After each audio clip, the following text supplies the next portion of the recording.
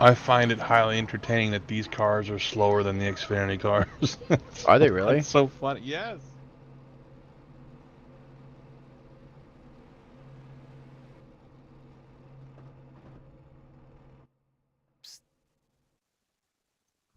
Make sure they don't talk to you from now on, Sean.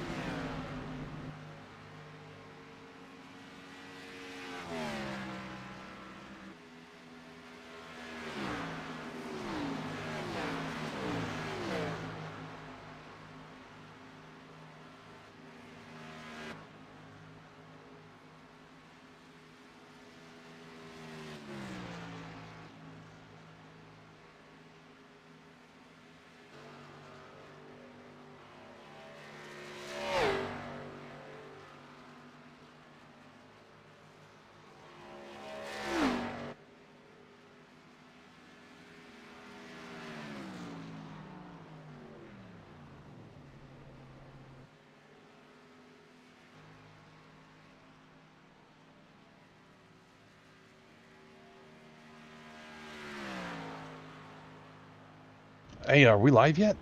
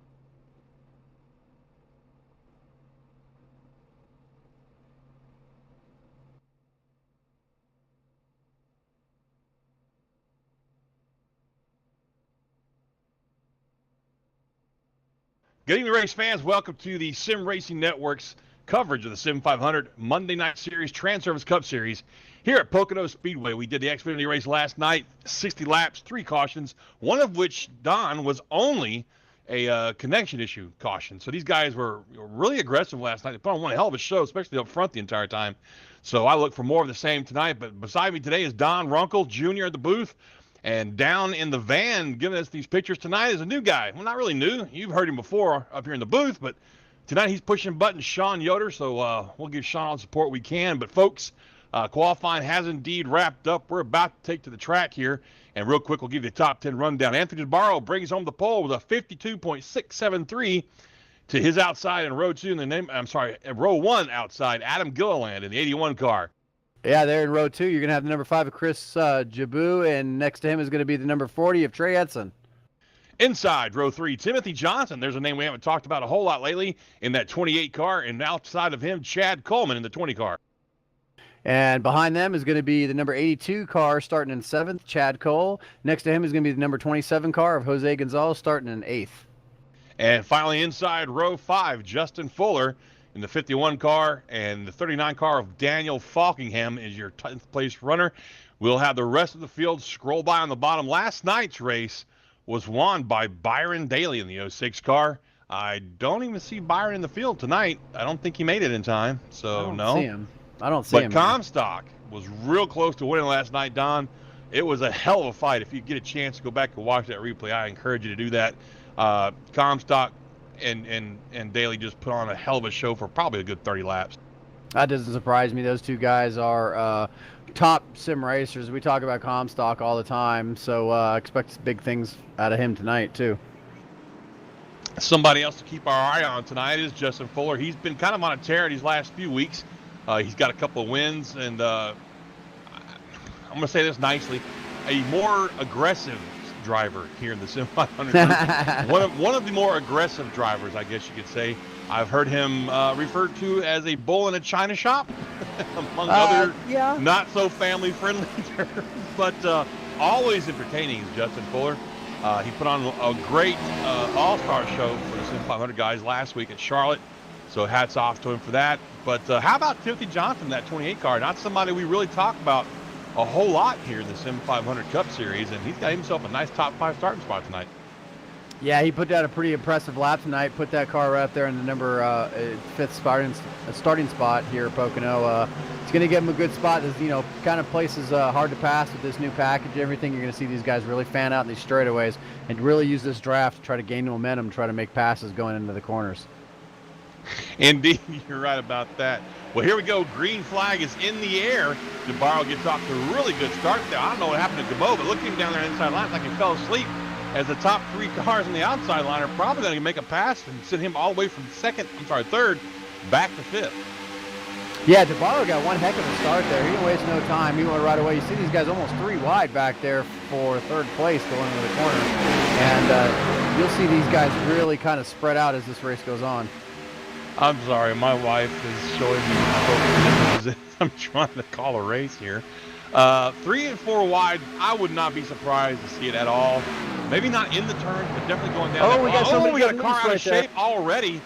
and a couple of cars out of shape, and Still trying to gather it up. Seems to be saving it back there. Let me rewind just a smidge to see who that was.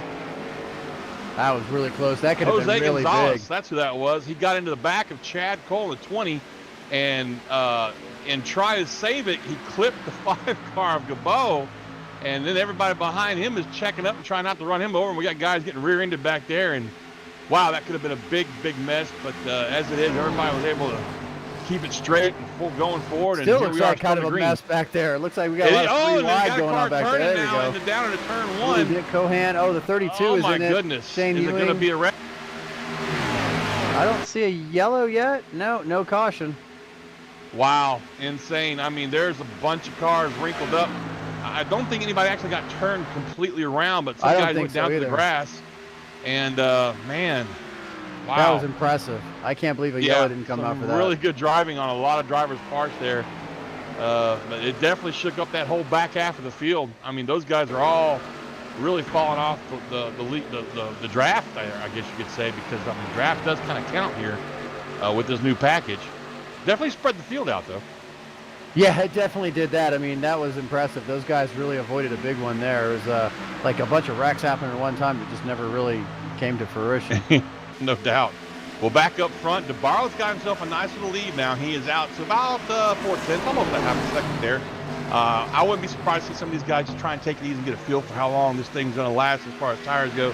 Now, I ran a couple A Open races as we were talking about during the pre-race, but I mean, it's a completely different monster, you know, running an open race with a VRS setup as opposed to the default iRacing setup, which is notoriously tight. But if you take care of the car, I imagine, believe it or not, it's not too far off. These tires will actually last a pretty good long ways. We were seeing about 15 laps before things got a little hairy with the tires coming through turns. Yeah, it's about, normal there. About, usually anywhere between 12 to 15 laps, the tires you can start feeling them fall off. Pocono is not necessarily known for, substantial tire wear. These guys should probably be able to, run these tires, like you were saying, for a good amount of time, probably close to a full fuel run, which if I was doing my homework, I would know what that is, but I didn't do my homework before the race to figure that out. So we're just going to kind of be guessing along with you folks tonight. It was about 30 to 35 laps in the open, but these guys, I don't know what they run here, but we got a good little fight going on back here from 6th on back between the 26 car of Gonzalez, Jose Gonzalez, Steve Vernon, that 16 car, and the 82 car of Chad Cole.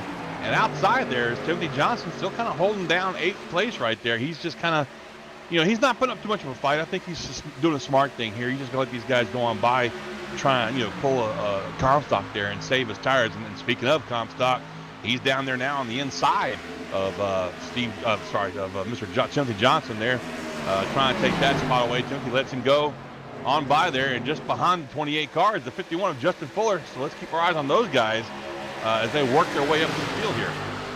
I was kind of watching the lap of Anthony DeBarro here, our leader, and he is doing an awful lot of downshifting on this lap here. It's not like he did it actually twice on the lap. So I guess you're going to see some shifting come into play here.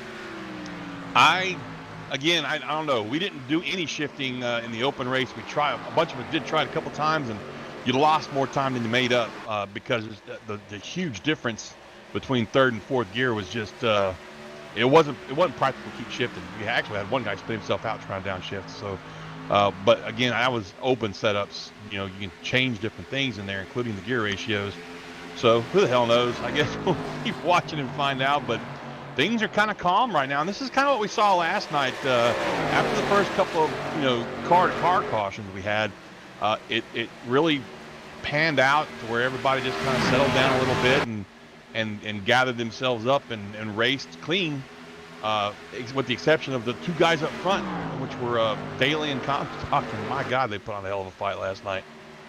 Well, that's one thing about this track. It's also, when these cars get spread out like this, even if we do have like one car that kind of self-spins or anything, most of the time it will bring out a yellow unless kind of blocks the track up or whatever. So, sometimes we get lucky with like that. Like we just saw, we thought we were going to have a caution there twice and we didn't have one, so. Well, I think that's also a result of the new package of the Cup car. This car is so much easier to save now as opposed to what it used to. You remember the bad old days, man. You just touched the brake. This car was going all over the place. You know, you'd be spinning forever. But this new package, this car is extremely stable, much easier to drive, much easier to save, and people call that a bad thing. I don't know, man. I think the racing's been incredible in this new package. I've loved every minute I've done in it. So I guess it's a personal thing. Everybody's got their own opinion about it. Yeah, we talk about it every week. There's a lot of guys that aren't a fan of it, and we know some guys that are. But so far we've been able to watch some of these guys really make it work. I mean, DeBarro here, he's able to make this work, and like I said, he seems to be shifting. I think in turn 1 and turn 3 is where I noticed that he's shifting. So, what I'm thinking about is that if that's going to have an effect on his fuel mileage later in the race with a long green flag run like this. I mean, if he's downshifting, he's definitely going to be burning more fuel, I would think. Yeah, I mean, well, that was the case in the old days when we used to downshift all the time.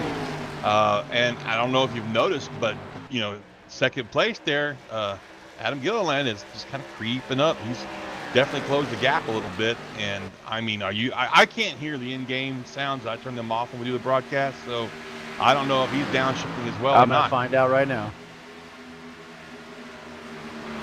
But back in the bad old days, we always downshifted going into 1 and then going into 3, like you said. The tunnel turn was always usually wide open. I tried downshifting a couple of times and just didn't find it practical myself. Yeah, it seemed like Adam just in that corner right there in turn 3, he definitely downshifted. So our second place driver is too. I'm going to see if he's doing it down here in turn 1. But Anthony didn't do it right off the bat. It seemed like he waited a few laps in before he decided to start downshifting. Yeah, a lot of the guys in the open races were doing that after about. Oh yeah, he really is downshifting. I can see that now. Yep, Adam's downshifting too. Yep, they both are. Huh. So I'm assuming there might be a bunch of guys throughout this field that are maybe doing that, and some other guys might not be, just to try to save some fuel. Who knows? Yeah, because that's almost a 2,000 RPM difference there when they pop that thing in the third going through that turn 1 there. Let's take a look here. He's up at 71, 72 RPM, 100 RPMs, excuse me, going through the tunnel turn right there. I'm riding along with Anthony DeBarro. Oh, caution's out. Track. Let's see what we got here. I'm not sure. Let's try to find out where we got going on here. Oh, the car number 8 of Randy Oakham is around, sitting alone on the track there. Let's see if he has any help or any guests there. Yeah, it looks like he might have washed up into the 6th there, so he and the 6 both went for a spin and both contacted the inside wall there. Substantial damage to the number 8 car of Randy Yoakum. He's got a lot of damage on the front end of that car. It's gone. I mean, it's literally gone. Let's see who else was involved here. That would be Lockhart, the 6 car, and he's got some substantial left side damage. So those guys are pretty beat up right now, and I suspect at lap number 9 we might see the leaders duck on pit road here, Don. Yeah, I think you're right about that. I think you're going to see these guys come down pit road to get some new tires and top these things off. I mean, we've already got 10 laps in. They might as well. We're early in the race. There's no reason not to. Well, while we've got a break here, I want to pull somebody up here to the booth real quick and give them a quick shout out. Scott Stenzel, this is John Mustard up in the booth, bud. You got your ears on? I got him. How you doing, John? I'm doing great, but apparently I'm not doing as good as somebody we know who may have gotten themselves a truck ride in the real life world there. Yeah, man, we're going to Texas this weekend for Josh Ram. Hell yeah. Man, that just tickles me pink, dude. I'm proud of you. That's a hell of good news right there to hear. Joey's the one that clued me in on it. So you looking forward to it, buddy? Yeah, it's my third time being at that track. I haven't been back since they repaved the track, and I heard 1 and 2's a little tricky now. You got to crack the front a little bit, so that'll be interesting. Well, man, make sure you keep in touch with us over the weekend. Let us know how you're going there. I've never driven a truck in real life on Texas, but in the sim, it's one of my favorite tracks through all the cars to run, to be honest with you, and I love it. Yeah, man, it should be a blast. We're about to have some fun here. All right, Scott, well, you got pit stops you're fixing to do here. Well, we'll let you get back to it. That's Scott Stenzel, who's got himself a real-life ride in the truck series. Go figure, huh? Yeah, I heard Joey telling us about that pre-race, and that's really great, man. Congratulations to him. I hope they're really successful in that race, and we'll see how it works out for him. You guys you get to watch him here at Sim500 on the Sim Racing Network, and you also get to watch him in real life at Texas Motor Speedway here soon. Well, right now, Scott's running back there in mid-pack in the 24th spot, started 22nd on the night. Leaders are in pit road, and we've got a bunch of takers, and I'm not real sure, but did Falkingham take 2 tires? Yeah, I was trying to see, and I think he might have. I'm actually going to go back and look to see if he That's did. what I was. But I No, think, he took 4. no, he did take 4. You're right. I do Yeah, see he both did. sides going up. He just had a really good stop. He did. He got Some guys in front of him didn't have that good pit ones. through a race. Yeah. Yeah, he But, definitely had a great stop there. Yeah, but back to Stenzel, man, that's just so cool. You know, I've known a lot of people in the 20 some odd years I've been doing sim racing. I've met a bunch of them in real life, but rarely have I gotten to say that, yeah, I knew that guy back when, you know, and Scott's one of those guys, and it's just really, you know, cool to hear that he's getting another shot at it. He's, like he said before, he's done some truck races. He's done some truck races this year. But sometimes, you know, you don't know when that next ride's going to come, and I'm just glad to hear he's got one, especially at Texas, man. Damn, that's a fun track to drive at. That is a fun track, especially the trucks. That should be one heck of a race. Is it a day race, night race? Do you know? I have no idea, to be honest with you. I haven't checked the schedule. I did take some laps around Texas once, and I'm not going to spill the beans on the guy that gave us the ride, but it wasn't authorized. I can tell you that, but it was fun. It was fun as hell, man.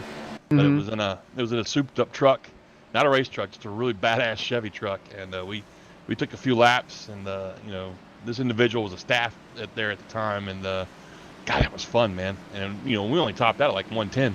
I can't imagine what it feels like doing 180 around this thing. I know, right? Tell me about it. And I ain't gonna lie, I was a little nervous because we're doing 100 miles an hour in a stock street truck, dude. I don't have no helmet or nothing on, you know? No safety gear, no nothing. Yeah. Nothing. But yeah, it's one of my favorite tracks in the sim. It really is. I just, you know, a lot of guys hate it. It's just a tight track, especially coming off a 2. But man, to me, it's one of the best tracks on the circuit. But anyway, back to tonight.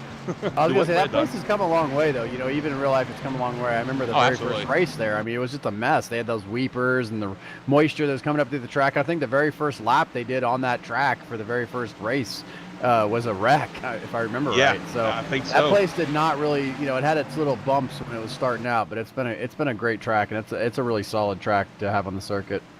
I'm not real sure what's going on, but Race Control is letting us know that Mark Crichton in the 80 car has been given a black flag, so I'm not really sure what's going on with that. But you know, hey, that's Race Control, man. They running in 6th at the time, I believe. Yeah. Yeah. So I'm wondering what's up with that. But yeah, he ducks into the pits now. I'm not sure if he was involved in some sort of an altercation. Oh, now they got cleared. Hold on. Now they got cleared, so I'm not sure. Not sure what's going on there. That's interesting. Yeah, it is. But anyway, so back to the race tonight that we've got going on, folks. It's we've already got some beat up race cars on track. It's really sad to say, but you know, got some guys that got involved in a couple of incidents early that didn't bring out the yellow, and then we had one that did bring out the yellow. Well, anyway, the lights are off of the pace car. We're coming down through is that turn 3 now? Yes. Yeah, so we should be getting the pace car off track here shortly. Doug is going to drop down into the pits there. Doug's having a hell of a job in that pace car tonight. So off he goes. The green flag is out. DeBarro gets a pretty decent little start, but this time the outside line is right there with him in the form of Adam Gillen in that 81 car, Don, excuse me. And look at that bump drafting. We got some super speedway stuff going on over there. They got some help up top, man. Those 3 cars lined up going to turn 1 here, just pushing through that corner. See him back off just a little bit. DeBarro hugs that yellow line so he can just kind of squeeze right there in front of Adam as he gets out of turn 1, and they're headed for that tunnel turn. And look at him snaking around on the backstretch there, trying to break that draft off a little bit. Oh, look at this. Gillian's having to do it. Oh, he's going to get way up high. Did he touch the wall? I can't tell. I think he might have scraped the wall just a little bit, but it didn't seem to slow his momentum. He's got a head of steam coming through that tunnel turn. He's got a head of steam, but some right front damage, excuse me. But look at that. Sends it down into turn 1. He's going to take the lead, it looks like, for now. But is there going to be a crossover? Is there going to be a Kill Crease crossover coming off of turn 2? Sorry, turn 1 heading down the stretch. Oh, that's turn 3. Good Lord, I'm all turned up tonight. Oh, we got a wreck in the back. Oh, a huge wreck. Huge wreck coming off of turn 3. Let's get back there and see what's going on. But I saw cars everywhere just now. I mean, all over the place. Let's see what we got going on here. We got cars upside down. My goodness. That's Sean Casto in the 52 car. It looks like it might have started in front of him. It's hard to tell. It looked like it started in front of him. I'm seeing the 9 was involved. He was the one that went over. But it happened before. Yeah, we had 2 cars spinning. That would be the 83 of Jason Barham and the 24 car of Scott Stenzel, the guy we were just talking to.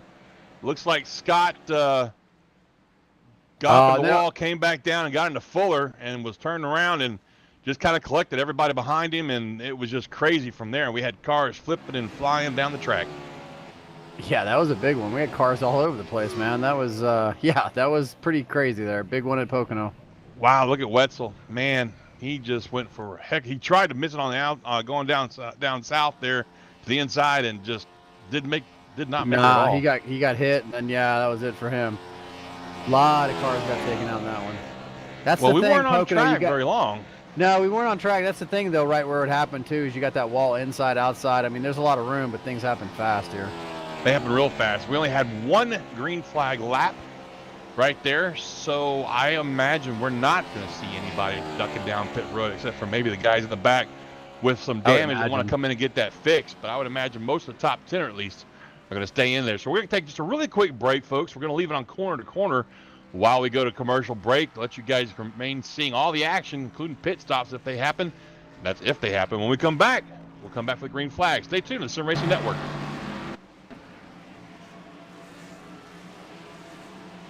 All right, Watson, let's analyze the chemicals in this cigarette smoke. Cadmium? Check. Formaldehyde? Check.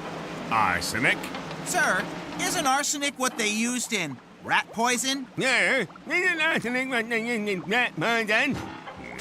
Oh, what was I thinking, sir? It's not like we're gonna smoke them. Neither will the rats. Tobacco is no joke. Cigarette smoke has over 7,000 chemicals. Learn more at thefactsnow.com.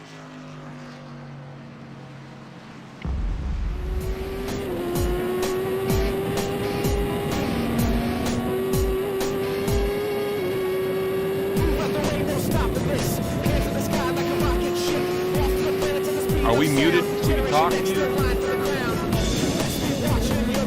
Okay, do you know how to do that?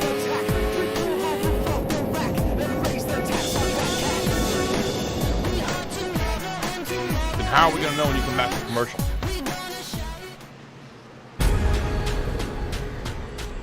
The most realistic online racing sim ever made. This is iRacing. Detailed laser scan tracks, fully dynamic real world cars, and over 50 series to choose from. 6 online world championships offering over $100,000 in annual prizes. This is the original esport racing game. This is iRacing.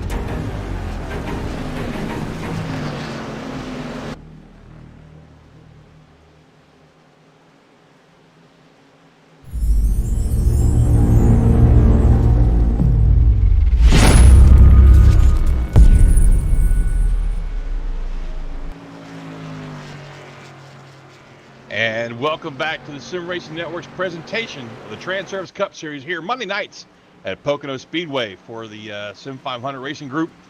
I tell you what, Don, it's been, I don't want to call it easy going, maybe, but it has been. It's been kind of easy going. We've had some excitement on track, a couple of wrecks, but other than that, just not a whole lot of fighting up front. I'm not real sure if these guys are just kind of feeling out the car or what's going on there, but they're kind of letting DeBarro and Gilliland run the show for right now.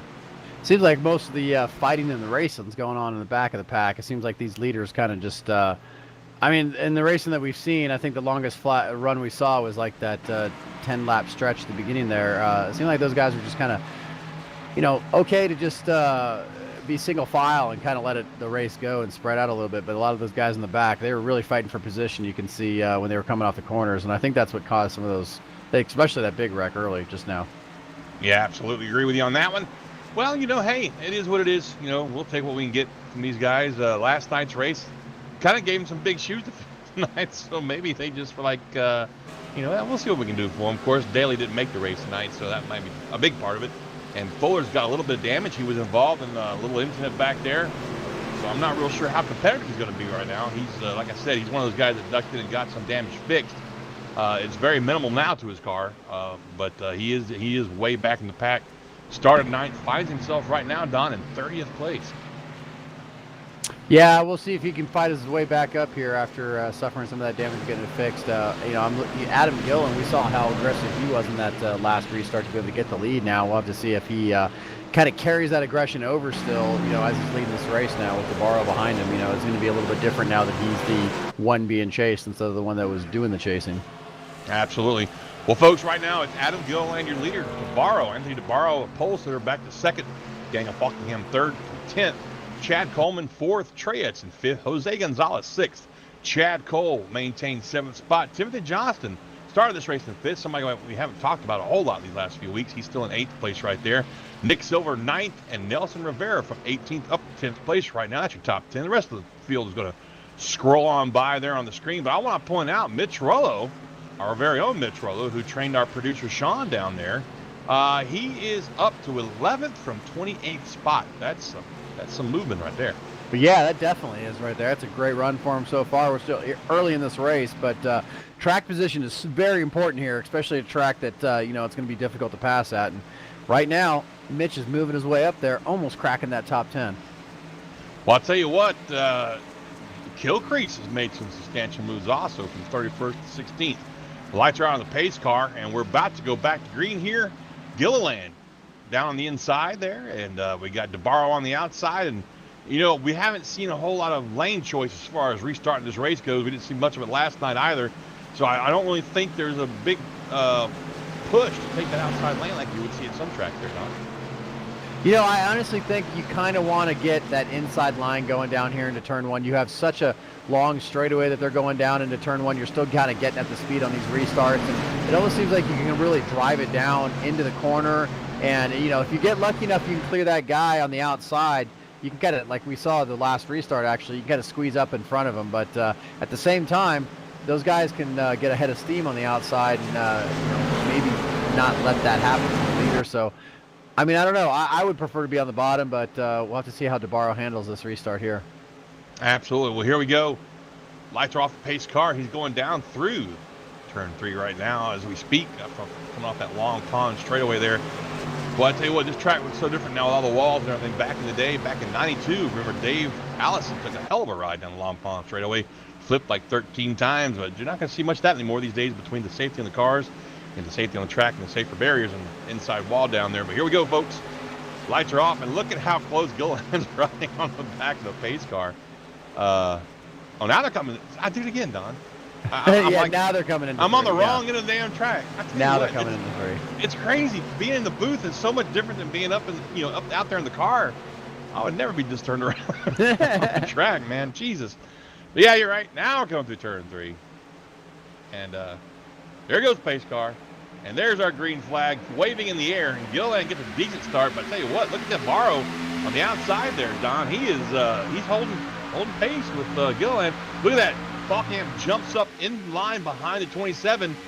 We got a train going up there on the outside. Yeah, and I'm watching Adam trying to get there. He just barely clears DeBarro coming down into 1. He stayed down low. 3 wide. Ooh, they are 3 wide back there. Wow, those guys went 3 wide through the first turn on those cold tires while they're getting up to speed. And you see Adam, he stays down low. He doesn't want those guys getting a draft, so he stays down there on that backstretch until the very last minute, and then he pulls up to try to make that arc for the tunnel turn there. But that's what he did on the restart there. Down through the tunnel turn, yeah. Great turn there. Now, Comstock was putting, believe this or not, he was using the apron in the tunnel turn and in turn 3 right here, especially in turn 3. He was putting all 4 tires on the other side of that yellow line. In turn 3, he was doing left side tires in the tunnel turn, and it was helping his car turn last night. But I don't see a whole lot of that going on tonight.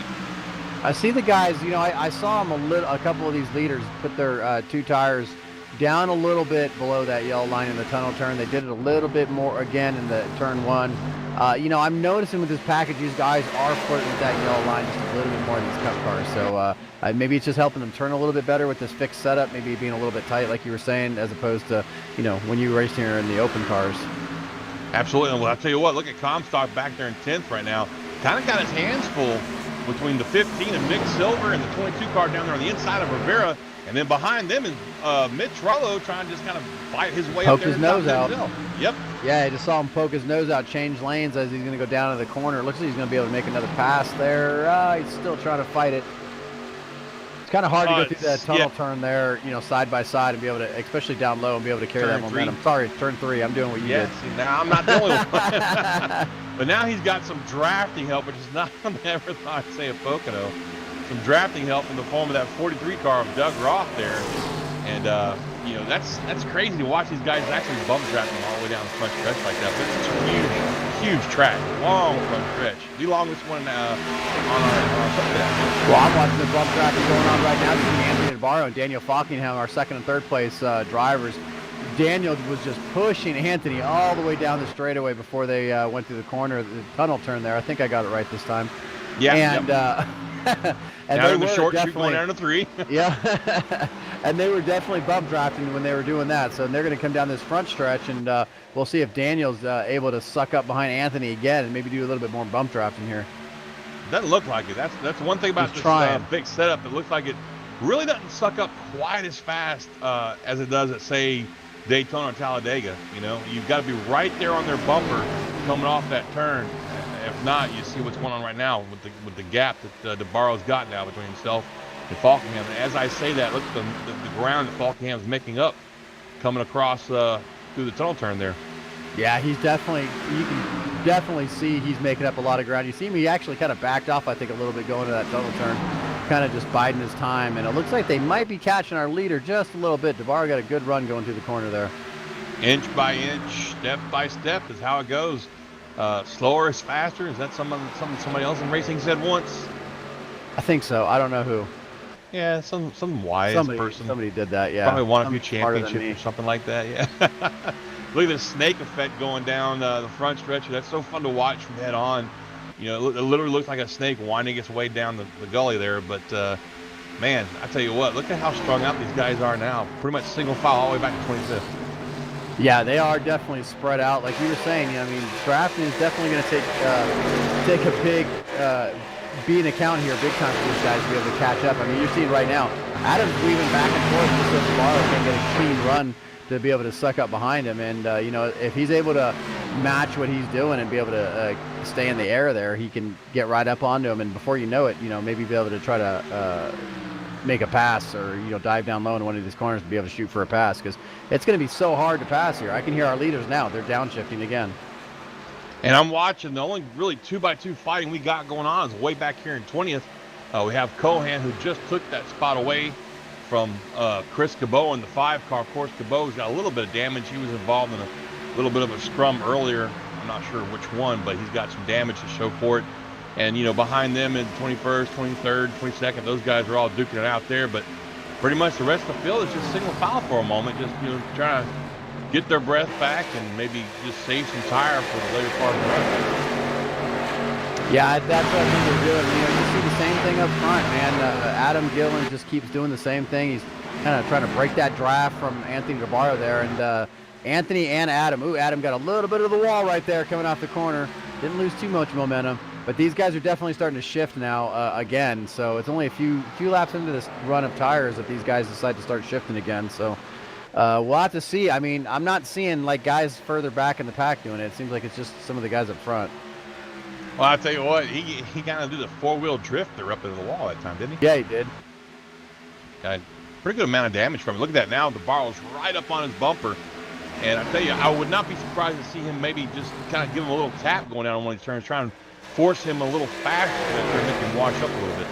Yep, exactly. Kind of almost push him into that corner when, maybe Adam's wanting to back a corner up a little bit more, but he can't because DeBarro will be right on him there. And you see, he's trying to break that draft back and forth, but he might not be able to go all the way back up.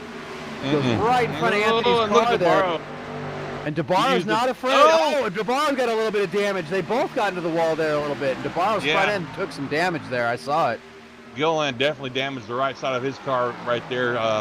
That was just they both probably looking at each other, not realizing how fast the exit turtle was coming up. When you're behind that car that as close as Anthony was behind Adam there, he probably he probably couldn't see the line as good. He's right there behind him. It's kind of hard to see in front. Oh, here we go. He's trying to go down, dive down for the lead there. I wonder how that front end damage is going to affect DeBarro's car. You can see he's really fighting it down there the yellow line. Yeah, you can really, as the laps go on, you can really defend better from middle up.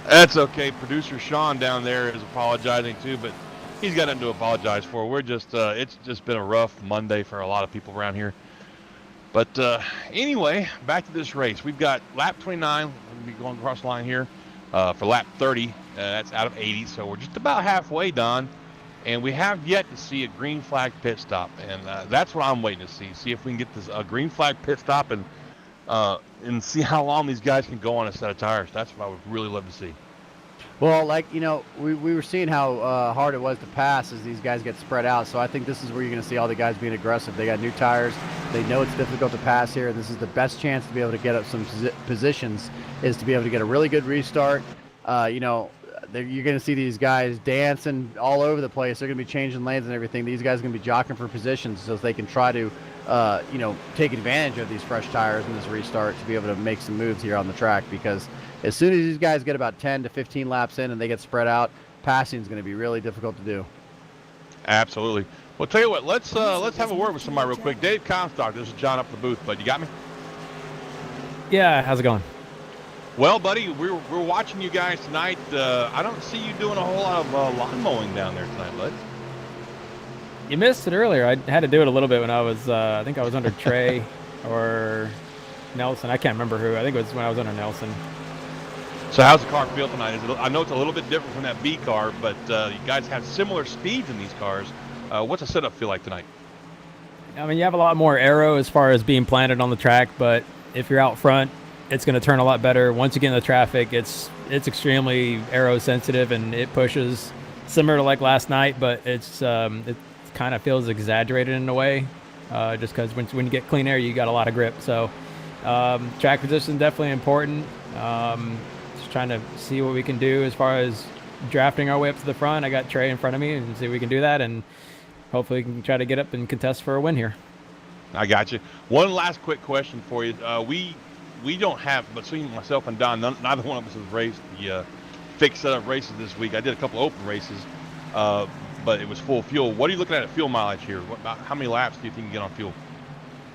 My guess is probably somewhere around 34 to 36 laps. I didn't get a chance to do enough laps to get an estimate on fuel myself, but seeing as where we're at right now, 50 to go, if we don't get a yellow, probably just split it right in the middle. Got you. All right, buddy. Well, good luck tonight. We'll keep our eye on you. Thanks. Enjoy the show. And that was Dave Comstock. He looked really, really aggressive and good last night. Got a good runner finish.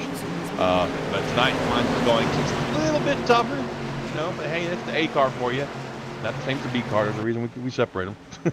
Yeah, and they still got a long race left to go. And, you know, like you said, you hear him say there, fuel mileage might come into account here. These guys, he can do about 30, what did he say, about 34? 35 maybe, and that's 34, what we were seeing 35. in the open races also, so that's not right. I keep forgetting they run 100% fuel here, so you know, that's what we're looking at. So yeah, they're gonna have to at least do one more pit stop in the very least, so we'll see how that goes. Well, the lights are off. Guys try to split it like he was saying, so yeah, so probably look for them to come in maybe lap 55 or so. That's what I would guess anyway. Puts it right down the middle right there, you know, leaves them about 35 laps to go if they come out. Well, the lights are off on the pace car. They've already come through the tunnel turn, heading down to turn 3 right now, Don. And how do you feel about taking it back to green for me there, bud? yeah, Doug's going to be pulling off here soon. He's definitely had his work cut out for him tonight. He's had a few chances to drive that pace car and lead these guys to a restart here. Seeing him bring him around, we're going to have Adam Gillen and Anthony DeBarro are going to be leading this field to green. This has been the norm pretty much the whole race, and the pace car pulls off. You're going to see these guys go through the gears down this long front stretch into the turn 1 here. We saw these guys shifting gears earlier, and the only thing they're going to be doing now is shifting gears up. And you can see DeBarro throwing a big block on Chad Cole there. Chad trying to go all the way down, and DeBarro just throw a huge block on him there. I thought they were going to get into each other, but DeBarro maintains that lead there. Chad falls just a little bit further back. As you can see, Adam Gilman looks like he's going to be able to secure that second place finish as they head down toward the tunnel turn. Well, they are really getting aggressive on these restarts, but you know, that's kind of been the main thing with this new package is you got to get as many spots as you can on the start of the race, because as the tires wear off and the run goes, the car it's harder to pass, and harder every lap. But like you said, man, I think he shot his wad there. he's falling back to where he started this race off at, or start off this restart anyway, back there at about 4th or 5th. Meantime, DeBarro's loving what he saw there. He kind of, he got a little nervous there to that block, but now he's got his lead. He's pulling off a little bit away from it. And as I say that, Gilman is making a hell of a run here, all the way down the stretch. He was able to draft up to the bumper there of DeBarro coming down that front stretch. But look at this. Look at DeBarro trying to cut that draft off now. But you're right. They are getting so racy from 3rd on back. They're all bunched up. These two guys are out front by themselves. Yeah, momentum is such a big thing here with these long straightaways. Like we were seeing Chad, on that restart trying to make that move to the inside, and he kind of lost some momentum.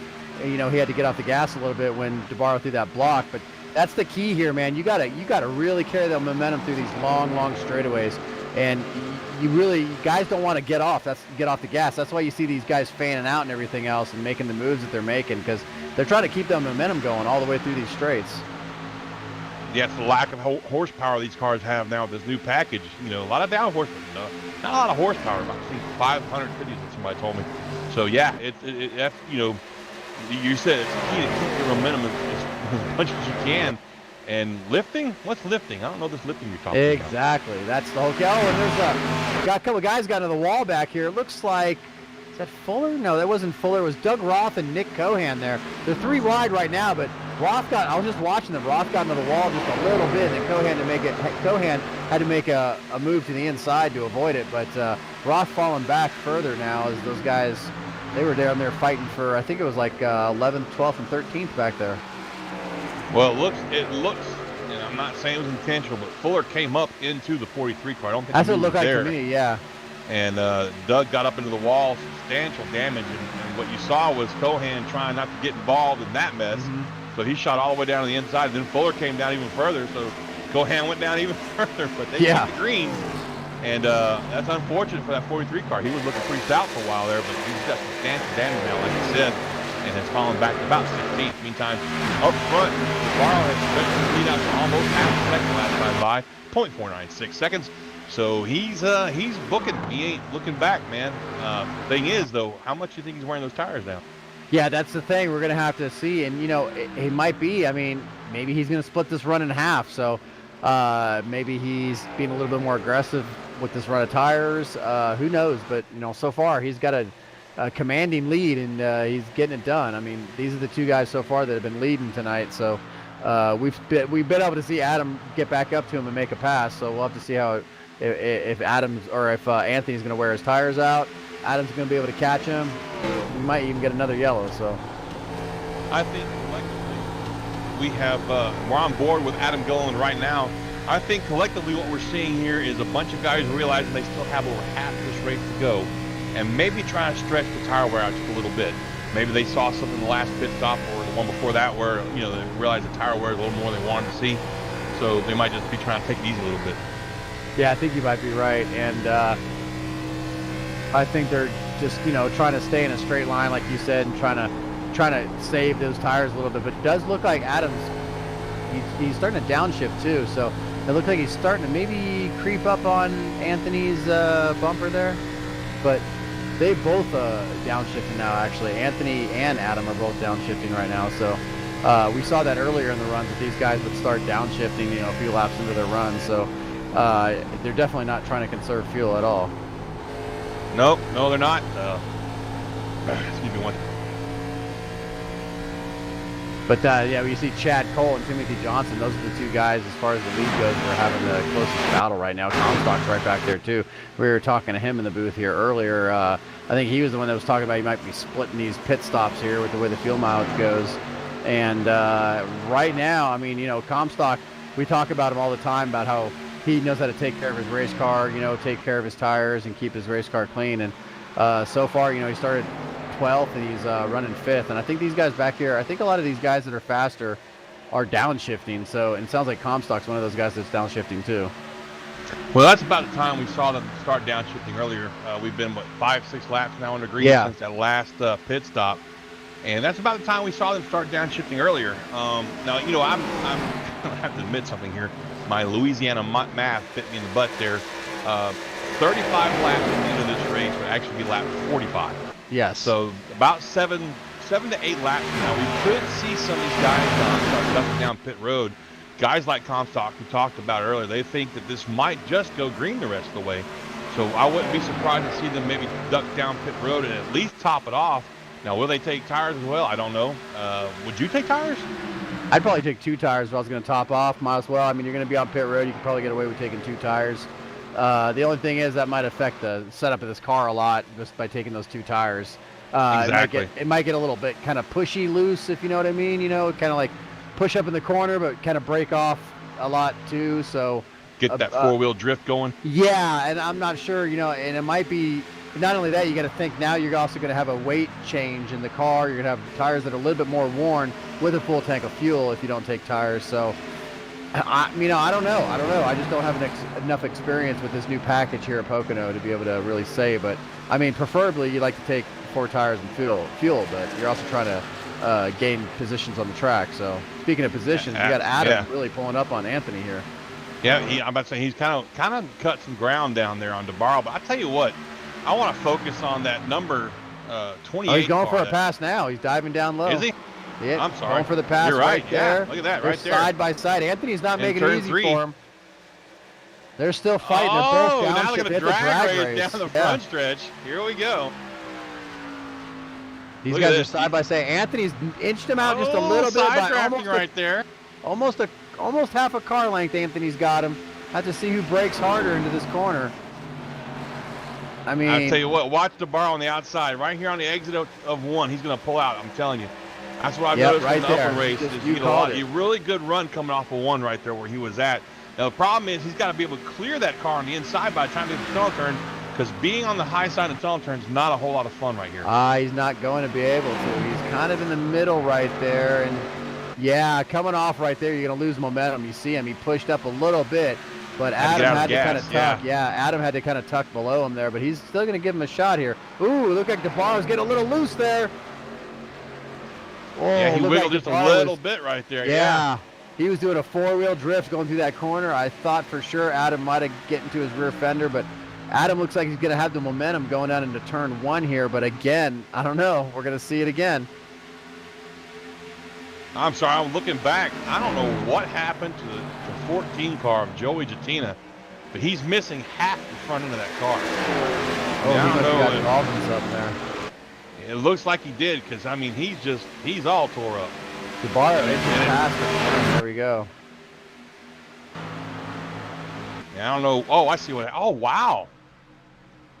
That's insane. This was under caution.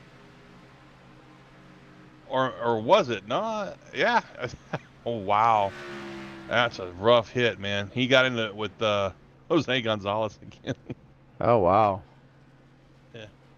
Yeah, Joey's probably going to be done for the night, it looks like. But back up front, what I was wanting to say before that fight between DeBarro and Gilliland was Timothy Johnson, that 28 car. If we can get our cameras on him for just a second, I want to throw some recognitions out for this guy, man. I mean, look at this run he's having. He started 5th. He's still in 5th. He gave up 1 spot to Comstock, and he gained a spot back when he passed up Falk again. So this guy's really having a great run tonight. This is not somebody we see running in the top, fairly new to the Sim500 group, and having a great top 5 run tonight. So I just want to give a tip of the hat to Timothy Johnson there in that 28 car, having a hell of a run tonight. Oh, he definitely is. He's having a great run tonight. He's running right up here with the leaders, and like you said, he's making his presence known here. Fairly new to the league and everything, and he's running right here in the top 5. Started 5th, so he's definitely been consistent. And you still see this battle right here. Comstock's making his way up there. He just passed Timothy Johnson, who we were just talking about not too long ago, for position. And Comstock, like we were talking about, I don't know if he's gonna pit here soon. I'm assuming he probably will. He kind of said he was going to, and we were talking to him about some guys maybe splitting this race up here. You know, so far we've gone green. We've had some caution, so if we go green till the end, like you said, I think you're going to see some guys maybe start pitting here in the next couple laps, and Comstock might be one of them. Yeah, what I would do, I mean, I'm not David Comstock by any stretch of the imagination. But if I'm Dave and looking at how strong his car is right now, he's up there in 3rd, and they've actually made up ground on the 2 front leaders.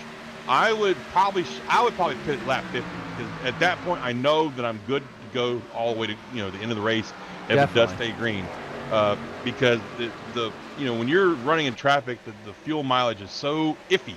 I don't want to take any chances, so I'm gonna go past lap 45, and I'll hit Just it on in lap case, 50. yeah. You know. It's not a bad idea, and I mean, now that he's got past those other guys and Dave's up in third, I mean, I might be wrong, but it looks like he might be catching these leaders a little bit here. Well, they've all caught those leaders. That's what I All thought. three of those guys right there, Johnson, Coleman, Comstock, they were all almost 2 seconds behind them.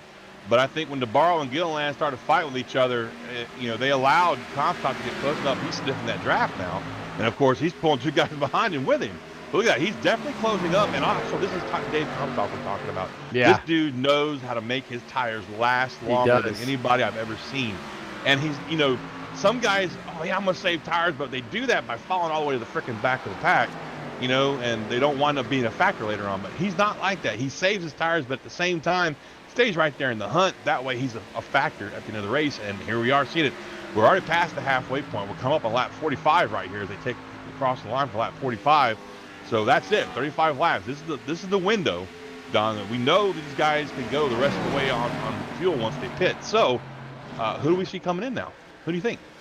I don't know, man. I mean, like you said, Comstock was talking about it. He could be, he might have changed his game plan here, though. I mean, if he's catching these leaders and he can get a little racy and these guys stay out, then it might just be the thing for him to do to stay out, because you don't want to come down pit road, get caught a lap down, and then have a caution come out, especially here at Pocono. It could be so difficult to get that lap back.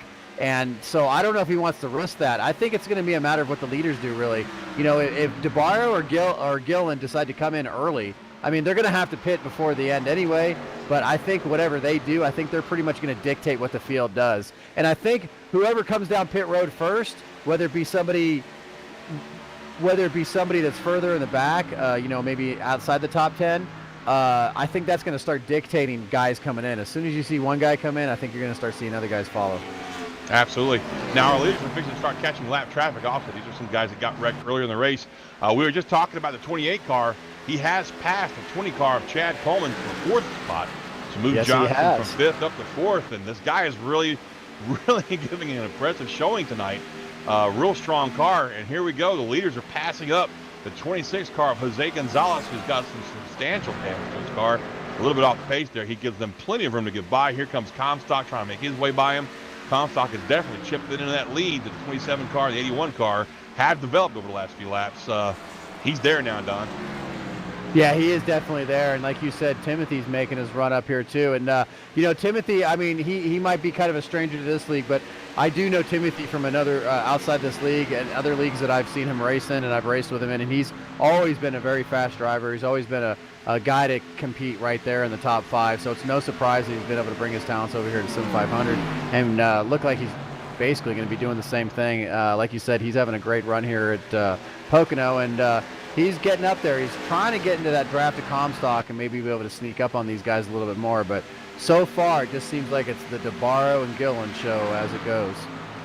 Yeah, they've put a little bit more of a gap there between Comstock and Gillen and DeBarro. But again, these guys are all probably trying to figure out, every damn one of them's out there trying to figure out, do I pit now? What am I going to do here? Yep, that's Looking exactly. like this thing's going to go green. Do we just go ahead and run it out, get all the fuel out of it, and then pit? So many things going through your mind right now. And me, I always make the wrong decision. Absolutely every single time. Doesn't matter which one it is, it's going to be the wrong one. Well, yeah, I know. I kind of feel the same way. Me, when I'm in this situation myself, I always kind of like to run it dry, just for the simple fact is I'm always worried that as soon as I come down pit road, a caution's going to come out. And, that would just spell disaster. And I honestly think that's what DeBarro and Adam and even Comstock, I think that's what these guys are going to do. I think they're just going to run it dry until the very end or close to it, and then come down pit road and do what they're going to do. Because then, if they run it dry, they have to take more fuel, which means they're going to be on pit road longer, which means you might as well take 4 tires. Well, not just that, but I mean, why not? Why not run it out? I mean, nobody else nobody on track can go all the way. They know that for a fact. Exactly. So it's not like they're really playing a fuel mileage game. So everybody's in the same boat. Yeah, everybody's in the same boat. So really, it doesn't. I guess the question is really moot, Don, when you stop and think about it. I mean, pit now or not, it's not going to matter because nobody on track can go the rest of the way. They do know that they can all go the rest of the way from this point on, no matter where they pit. Yes. So, Caution or not.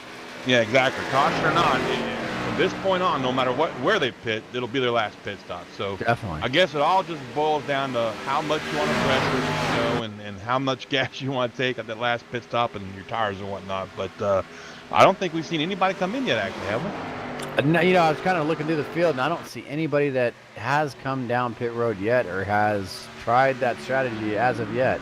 Right now, I'm still showing 30 cars in the lead lap. Justin Fuller is our last car on the lead lap from what I'm showing on scoring right now. Jose Gonzalez would be our lucky dog, 1 lap down, and he doesn't really have any pressure from behind because the closest position to him is Jonathan Lockhart, who's 5 laps down. So Jose's pretty much got lucky dog locked in if we get a yellow.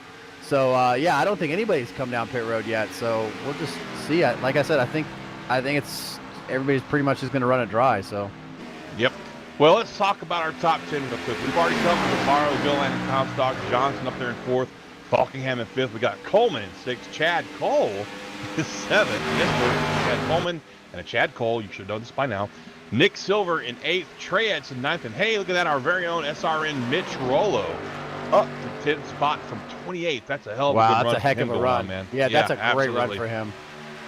So that's your top 10, folks. The rest of the field's going to keep on scrolling by there on the ticker. And I tell you what, ooh, wow, man, DeBarro just got real loose. Ooh, I saw that. Going down through turn 3 there. And this is about that time of the run, though. We've been wanting to see this all night long. A nice, long green flag run to see what these tires are going to do these guys once they start wearing out. So let's see here. They've been on track for, looks like almost 20 laps, 18 laps. They've been under green since they pitted last on lap 31. And here we are at lap 50 now. 51 coming by, So they've been on track for a while, almost 20 laps with these tires, and it's starting to get a little slick. They've been downshifting for a while, but look at this. Your top 3 now are all within a half a second of each other. Yeah, it's amazing with this package. I mean, at one point, like you said, I think DeBarro just tagged the wall a little bit. Or not a little bit. I mean, he actually did hit it hard. Gilliland's going to go by. We'll see if Comstock can catch him and make that Comstock's pass happen. right there. But that was a solid, hard hit right there. That would definitely screw up something in the front geometry on that car. Yeah, you can see DeBarro coming off the corner on the replay here, and he really tags the back of the car on the look at this. The right rear, and he's still going for the lead there. I mean, he just passed Adam for the lead again. Skid, but here comes Gilliland down back on the crossover move. Down the inside to turn 1. Comstock's we're going to have a drag race. In the meantime, you're right. Comstock sneaks up into this picture. Comstock's got the choice here. He can probably bump draft DeBarro a little bit. And Gilliland clears DeBarro coming down through the tunnel turn now. I think that damage, though, Don, that damage has got to be affecting that 27 car. I agree. Comstock. Lift down low. Going into turn 3 right here for the pass on DeBarro. He's got the preferred line, and I think he's going to be able to make short work of DeBarro here. DeBarro's got a lot of damage on the front end from that earlier incident. Now he's got some damage on the right side from that hit. I just don't think that car is driving the way it was before. I think he's just kind of screaming for some fresh tires and maybe get some of that sheet metal pounded out a little bit when he comes down pit road. Well, we've got our first taker. Speaking of pit road, Nick Silver got way out of shape getting on the pit road, but he's on the pit road, so there's our first taker on pit road.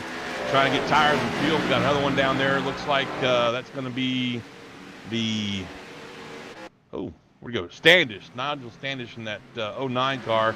He's in 25th spot. Nobody in the top 10 yet has come down pit road, but so I guess we're going to start seeing some pit road moves now. I would imagine we would. I think these leaders are going to wait a little bit longer.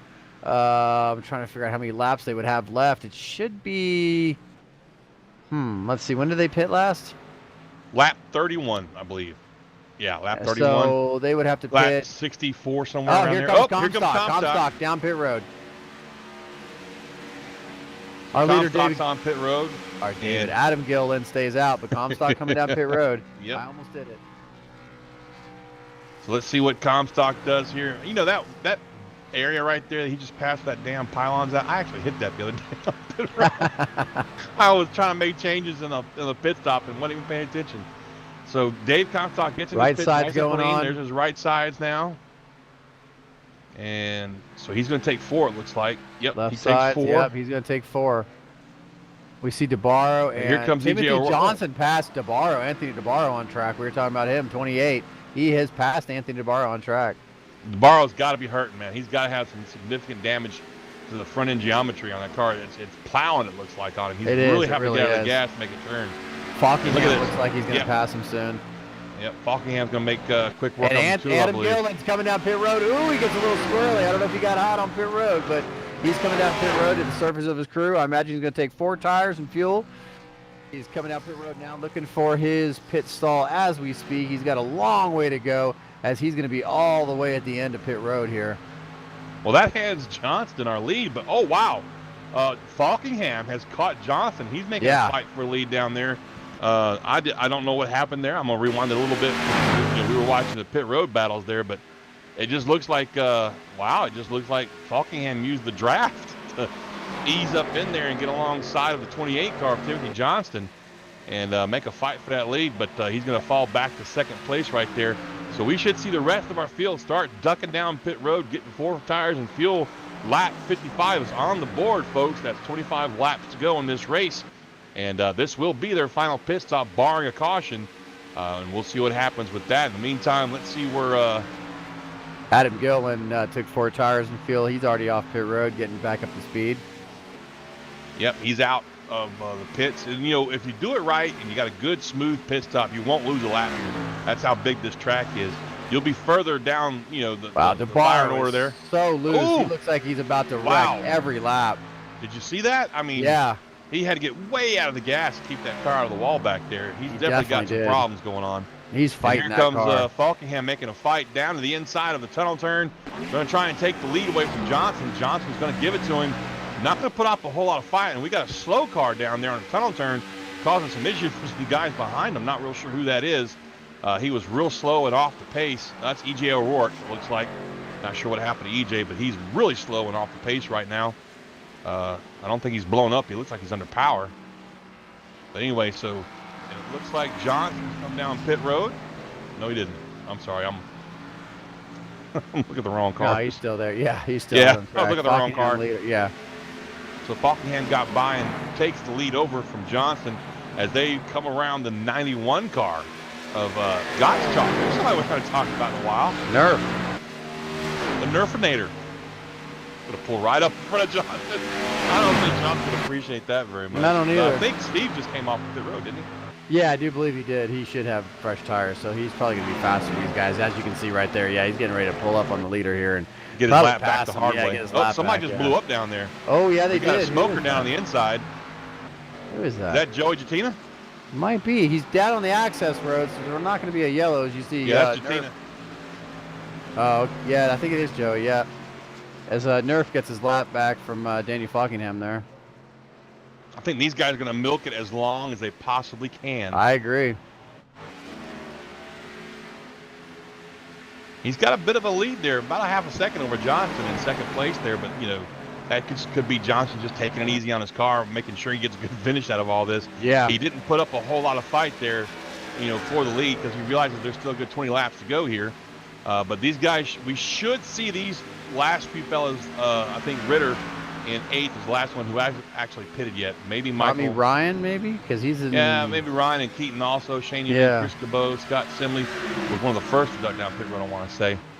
But we've still got a few guys who haven't pitted yet, so we're going to keep running circles here until we get this all sorted out and everybody's done through. So what we're going to do real quick, folks, so we can bring you the finish of the race straight through, is we're going to take a quick caution. No, sir. No caution, John. We want to take a quick commercial break. We're going to leave it on corner to corner and let you watch some racing while we're gone. We're going to catch our breaths, wet our whistles, if you will. And when we come back, we'll give you the finish of this race. So stay tuned to the Sim Racing Network's presentation of the Transervice Cup Series here at Sim500 E-Racing League. We'll be right back. Stay tuned. All right, Watson, let's analyze the chemicals in this cigarette smoke. Cadmium? Check. Formaldehyde? Check.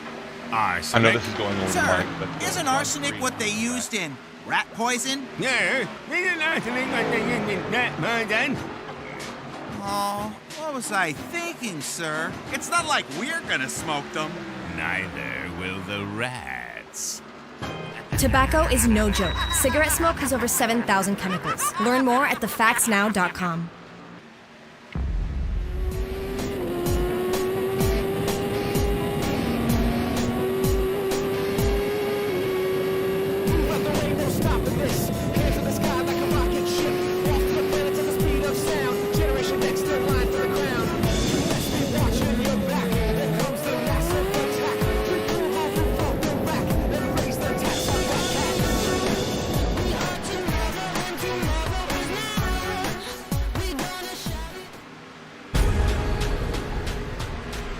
The most realistic online racing sim ever made.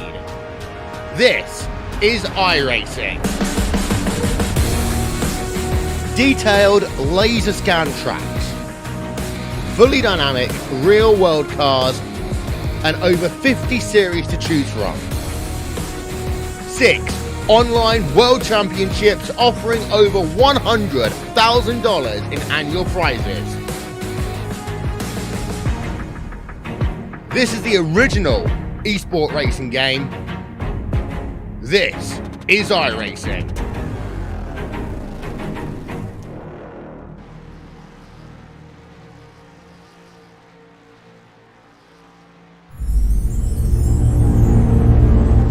And welcome back, folks. We're getting down to the end of this one. Lap 61 on the board.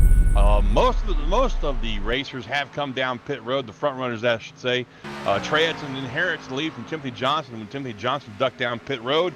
But we still have just a few more guys out there. Tommy Ryan has not pitted yet. I don't think he has anyway. If he has, he's got some issues because he's got a guy with no front end right there on his back bumper like he's about to get passed by that guy. But in the meantime, we should see the rest of these guys trickle on down pit road because they can't go much further. And as we say that, here comes Trey Edson, our current leader, ducking down pit road now to get his 4 tires and fuel. And I'm not real sure who's going to take the lead over after that. Scoring's not quite caught up yet. I think Timothy Johnson's going to take over the lead. And no, Timothy was on pit road. No, just we'll let it go around another lap there because those two are on track with each other, but they're not up there next to where Edson was. So we'll let it circulate around. Unfortunately, we don't have live scoring for yeah, you're right. Tommy Ryan, Trey Edson, Tommy Ryan, Adam Gillen, Dave Constock. You're right. So, I don't think Ryan's come down. So Ryan will more than likely, if he stays out, become the leader right here. He's right here right now. And just behind him with no nose, that's Randy Yoka. Wow, that car just tore up. Modified out there. Yeah, I so think Ryan's coming down yellow. Turn 3 now. Well, Ryan hasn't been on pit road since lap 31 either. So he's due. He's looking for fuel soon too. And as they come down to turn 3, I would expect to see him duck down pit road pretty soon. Yeah. No, he stays out. He's gonna just milk this thing forever, I guess. Hoping for that last minute caution, maybe, which would put him in the catbird seat. It really would. So let's see where this is going to shake out at. Gilliland's just 2.8 seconds back behind him. Comstock's 3.7 back. So really, he's just losing ground. So this is just really a gamble, hoping for a caution, because these guys are going to catch him pretty quick. He's got some pretty old tires out there. Last time by, he ran a 56.5. Gilliland's 55 flat. So he's giving up a second and a half per lap. It's not going to be long. I'm just really surprised that Gilliland's so fast with that damage he's got on that right side, but it's probably not as substantial as DeBarro's was. DeBarro, man, he slammed that wall earlier. Well, a couple times. I mean, he got that damage earlier in the race when he was fighting with Adam and, tore up the nose a little bit, and I think it was the right front. And then he got in the wall by himself there when he was fighting earlier and tore up that right rear. So, yeah, he had a lot of damage there. I'm curious to know how much he got of that he got fixed on that pit stop there. I know he didn't have like a long pit stop or anything, but I don't know how much it's going to really affect his car. It does seem to affect it a lot, though. He seems to have been struggling ever since. Yeah, absolutely. Now I know it's only temporary, but how about Tommy Ryan? 34th to first, man. Huh? I'm sorry. That's horrible. No, that is pretty awesome, man. Yeah, I mean, right there. I mean, he has a chance. I mean, if a caution comes out, I mean, he has a shot, because I would imagine everybody would come to, even though a lot of these guys have pitted already, I would imagine you're going to see all these guys would come down pit road if we got a yellow, just because they'd all want to be on equal footing. So, I mean, he's got a shot, He does, but in the meantime, 1.7 seconds back there and closing ever so fast is Adam Gilliland, and he's bringing Comstock. That's how with him. long He's his bringing shot Nick is. Silver. Yeah, that's how long his shot is. About another second and a half. Yes. They cross the line right there, and now Gilliland is. He's already got a second on him. Yeah. This isn't going to take much. I predict that, barring any interference from the Yoka car there, that when these two guys come back by the flag stand, I don't think Ryan's going to be in the lead anymore. I would say that would be a safe bet. Ooh, it also looks like Tommy creates a wraps it caution. into the wall like that again, man. Yeah, because he came really close there. I think you're going to see him come down pit road probably this lap or the next. He's got to be running out of fuel here soon. Lap 65, he's been out there for 34 laps. That's a long time to be out there on. Gilliland's right on his bumper now. We're going down the short shoot, as they call it, I think. Down into turn 3. Gilliland's going to shoot it down the inside, take the lead away from Tommy Ryan. So if I'm Tommy Ryan, I'm pitting now. I mean, the gamble's over. We know that there's not going to be a caution. But nope, he's going to one stay more out. lap. God, I hope he doesn't run out of gas and bring out the caution. That would suck. When was his last pit stop? Lap 31. And if he hasn't been shifting, then he might be able to stay out a little bit longer. So We'll see. We'll see. That's 35 laps right there on fuel. So it's longer than anybody's been saving went a little tonight. bit here and there, you know. That's So the we'll see longest what happens. anybody's gone on a tank tonight. Yeah, absolutely. He's got to be coming in this lap. He has to. You would think anyway, right? I So mean, here we are. This is the tunnel turn right here. He's not really. He's up about 7 grand. Let's see what he does right here in the turn 3. Let's see if he downshifts. I don't think he's downshifting though. I really don't. Nope, he's not downshifting at all. Yeah, he is. He's gonna pit right here. Yep, here he comes down pit road. I called it. Smart. We're just trying to have some fun up here. We had no idea if that guy was gonna pit or not. No, he had to have though. He was yeah, running out of fuel. But up front though, we still got Adam Gillen. He's killing it right now. He's got looks like a 1.5-second lead over Dave Comstock. Well, yep, 1.498. So we'll call it a 1.5 seconds right there on lap 67 that time by. So we have 23 laps to go, 24 laps to go, excuse me. No, I'm sorry, 14 laps to go. 14 laps to go. That's that South Louisiana math, brother. I'm so very sorry. Oh, and our What? So the producer is gambling's not telling over us. for Tommy Ryan yet, Yeah, folks. our producer Sean is just telling told us 2 tires for Mr. Who was that? Tommy Ryan. Tommy Ryan. Oh boy, that dude's a gambler. I ain't taking him to Vegas anytime soon. But hey, the good news is he's right. Yeah, straight up. The good news is he's still in the lead lap though, so that's not too bad at all. You know, his fortunes are much better than some other folks that we talked about tonight that are not even in the race anymore. Jose Gonzalez has pulled his car behind the wall, as has Bobby Wetzel and Mike Montesi. They have all retired from the race, so we started this race with 38 cars. We still have Castro's out too. I didn't realize Castro was out. Yeah, Joey Katina, he's on pit road. I think he's pretty much done for the night. Yeah, too. I think he's going to have to pull him around. He blew up right there. Didn't bring out the caution, but he did blow Lockhart's up. on pit road. I think he's pretty much done too. So we still have 31 cars. I'm sorry, 30 cars because Gonzalez has retired. He just hasn't been scored yet. So that's still a pretty good field out there. And out of the 30 cars on track, we have 2 that are lap down. The rest of them are all in lead lap. But this race is winding down here, Don. how about Nick Silver in the 15 car? Started 14th. He's running 4th. 17th. He started 17th. 17th. I'm sorry. Yeah. And Mitch Sorry. Rollo down here, 8th spot from 28th. Yep. Mitch is having a hell of a good run Yeah, right he there. is. But this is what we want to see. We want to see how these guys would handle a green flag pit stop, see how long they can milk these tires. And I'll give Tommy Ryan a huge tip of the hat there. He stayed out the longest of anybody and was doing fairly well there for a guy that was on 35 lap old tires. Was holding his own for a while. Yeah, most definitely. I mean, a few guys like up in this top 10 that we haven't really talked about too much. Like, I mean, talked about Mitch Rollo. He's having a great run. We still see Chad Coleman, and Nicholas Cohan all still battling in that top 10. So it was good to see a green flag run going here to be able to see how these guys would be able to handle this tire wear. So I'll tell you what, DeBarro was really struggling. He just, I think that hit on the wall really damaged the geometry on that car. The handling on that car has just totally gone for him, which is unfortunate because he was so strong, led so many laps of this race. But right there, he gives up 6 spots to Nick Cohan in the 21 car. And that's going to put Chad Coleman looking to maybe take another spot away from DeBarro there. Meantime, look at Timothy Johnson still holding his own in 5th spot right there. He's got a pretty good gap between himself. Oh, we got a car way down low back there. Who was that? Somebody just trying to take a spot, it looks like. Not real sure what was going on with that, but yeah, back to Johnson having a great run in 5th. Nick Silver, like you pointed out there, from 2nd up to 4th. Daniel Falkingham started 10th, is in 3rd. Not too far behind Comstock there. So we might see a fight for 2nd and 3rd there, but will we see a fight for the lead? I don't know. Gilliland continues to pull away from Dave Comstock. We're on lap 70 right now, and he's up to 1.9 seconds there, Don. Yeah, he's definitely growing that lead there substantially, and I mean, he's not trying to save his tires, doesn't seem like. I mean, he doesn't really have to. The race is ending here. We're just inside now, 10 laps to go, right? Yeah. Yep. And here we go with if he's going to be able to hold him off. I mean, I think he's going to be able to, unless we see a caution of some kind, or unless he makes a mistake, unless our leader makes a mistake. I was going to say a mental mistake might end it for him, yeah. But other than that, he's looking great right now. Yeah, he really is. He's got this thing in the bag. And we're on board now with Dave Comstock, kind of giving you an idea of what he's looking out of his front window. But behind him, he's got a mirror full of Falkingham. Falkingham has gotten right up on his back bumper and is looking to challenge for 2nd place right there. And I'm not real sure what happened there, if he got loose or what, but Falkingham backed up a little bit.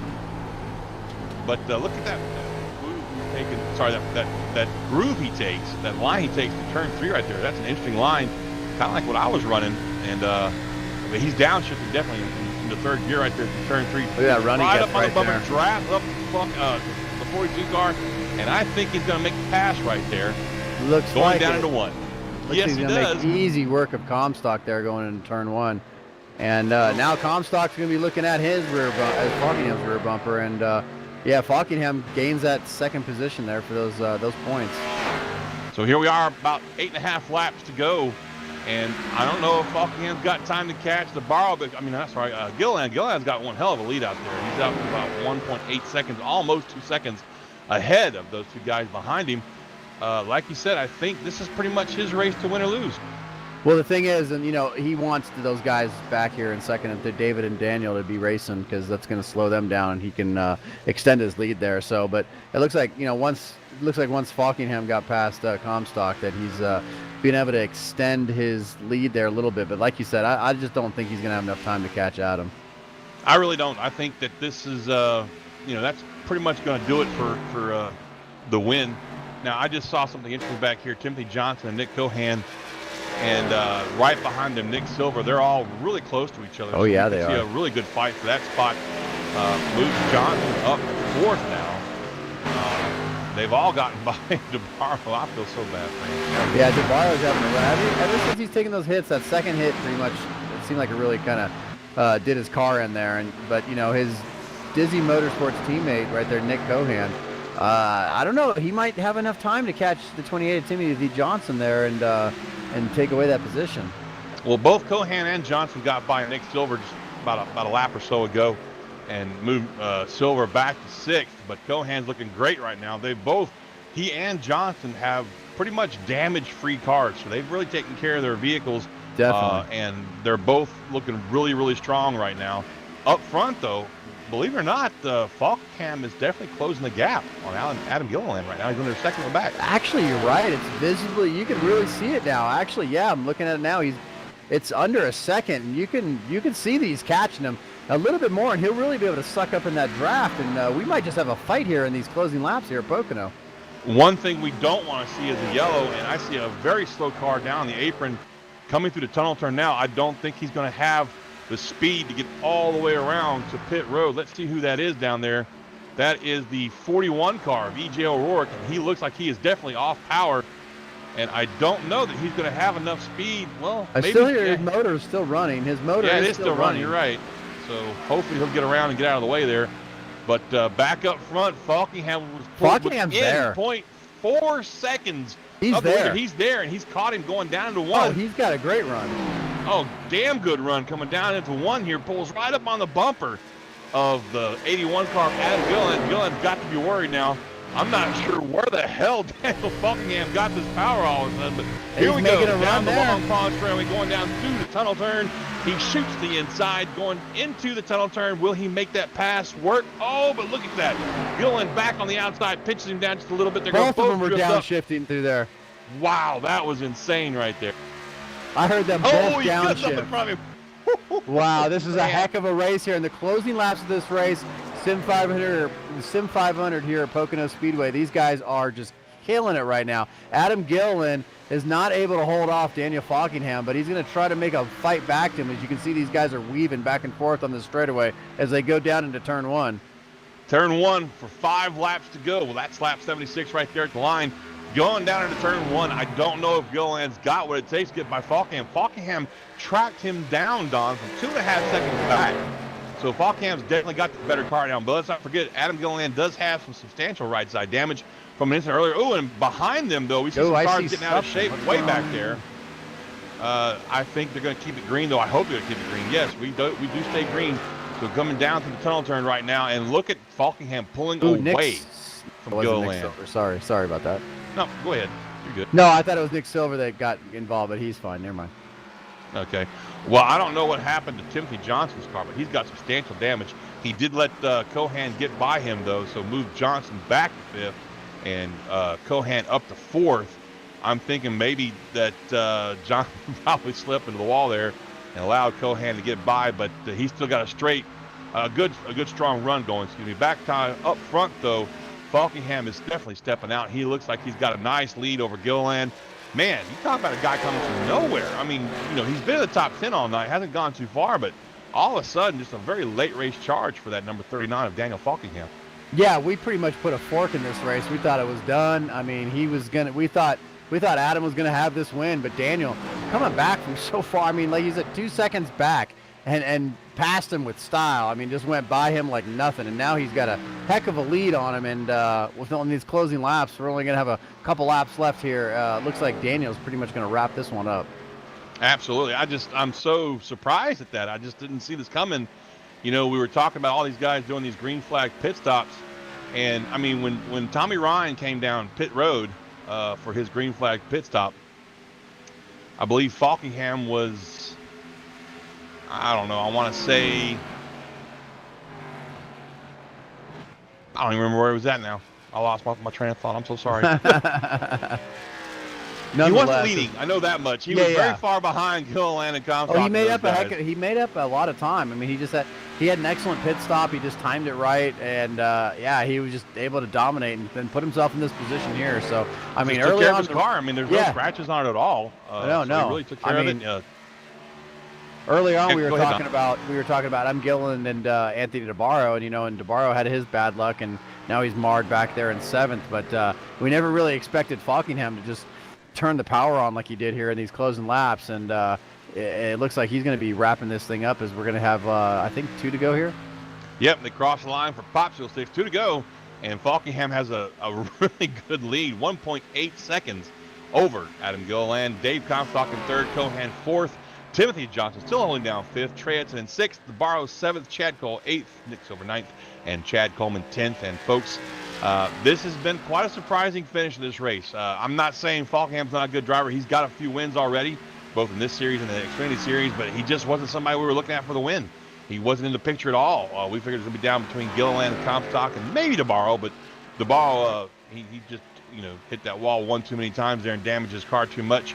And Falkingham, just like you said, made the right calls on pit stops, had a great pit stop, took care of his car, kept it off the wall, kept it off of other cars, and took care of his tires. And here he is with a 1.8 second lead. Let's see what he's got this time by with 1 to go. That's the 1 to go right there. White flag is out, and he has a still 1.79. Oh, there it is, 2.2. It updates now.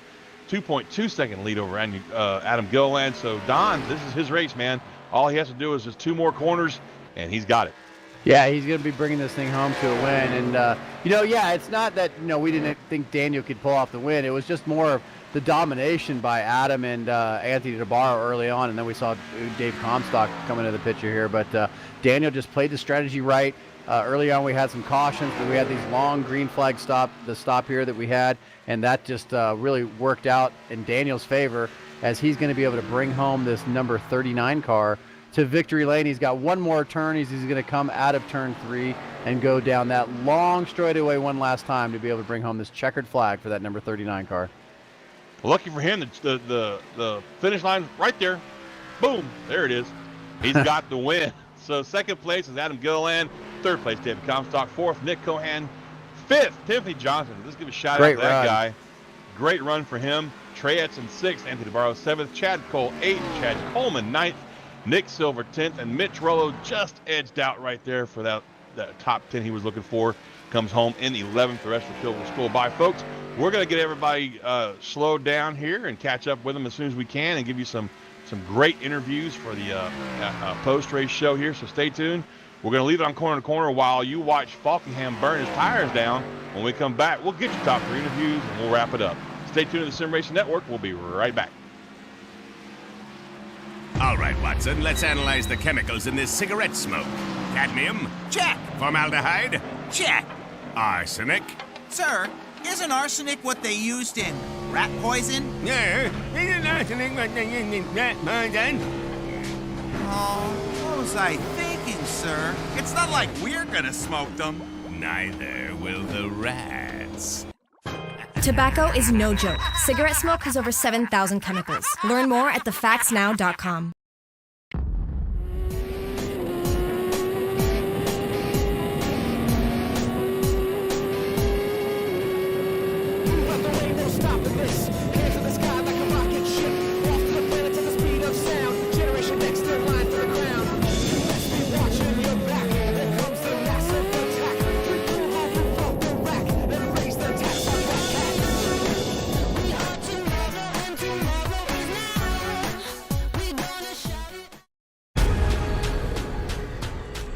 The most realistic online racing sim ever made.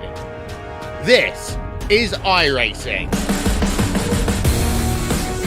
Detailed laser scan tracks, fully dynamic real world cars, and over 50 series to choose from. 6 online world championships offering over $100,000 in annual prizes. This is the original esport racing game. This is iRacing.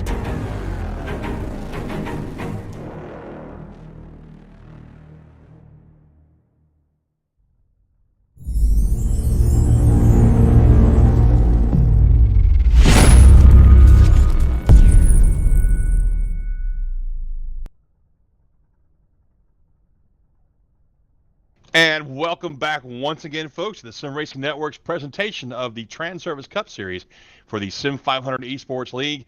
I'm John Mush, and next to me is Don Runkle. And, folks, we have concluded this race, and we had, I wouldn't say a totally surprise winner. I mean, Falkingham's been strong all season long. He's got some victories already, but damn, where the hell did he come from, Don? I don't know. He was definitely not an early favorite, but he definitely put his car where it needed to be at the end and made the strategy work for him and got the win, pulled it off. And but right now I'm down here with our third place finisher, Mr. Dave Comstock, and yeah, he definitely had a good run tonight. We saw him early on or later in the race make a challenge there for the lead and try to get up there, and just didn't fall in his favor. But once again, we seem to be interviewing this gentleman each and every week, just knocking out these top 3 finishes all the time. How you feel about your race tonight, Mr. Comstock?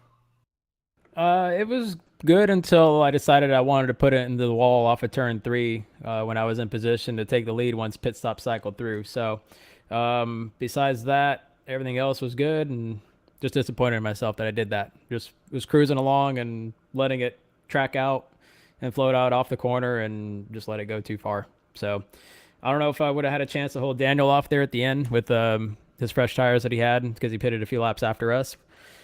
Figured the undercut and the arrow would have been beneficial to get that clean air. So I don't know, depending on if I hit the wall or not, maybe I would have had a chance to fight him off with the fresher tires, but we'll never know because I suck.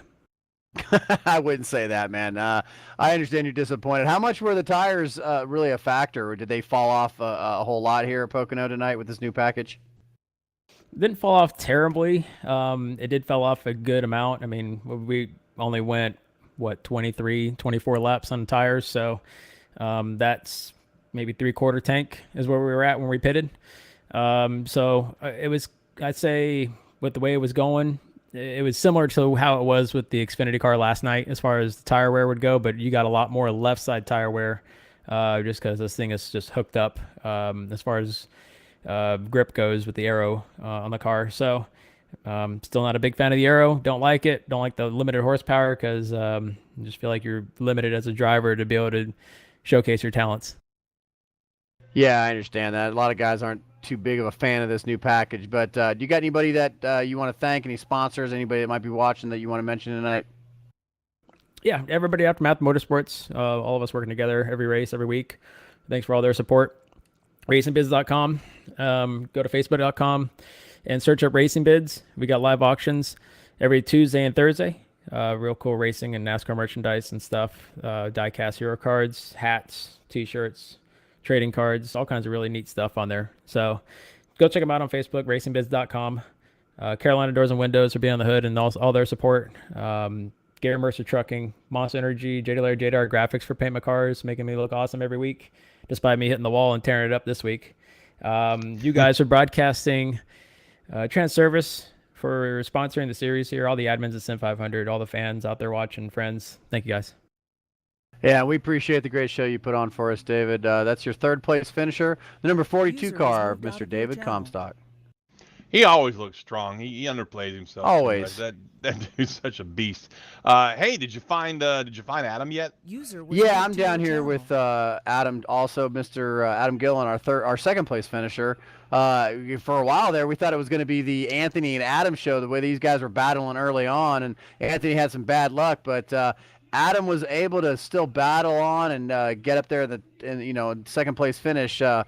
Daniel just had some fresh tires, didn't really able to hold him off there at the end. He had a heck of a run. Do you think you could have did anything different to maybe hold off Daniel there at the end, Adam?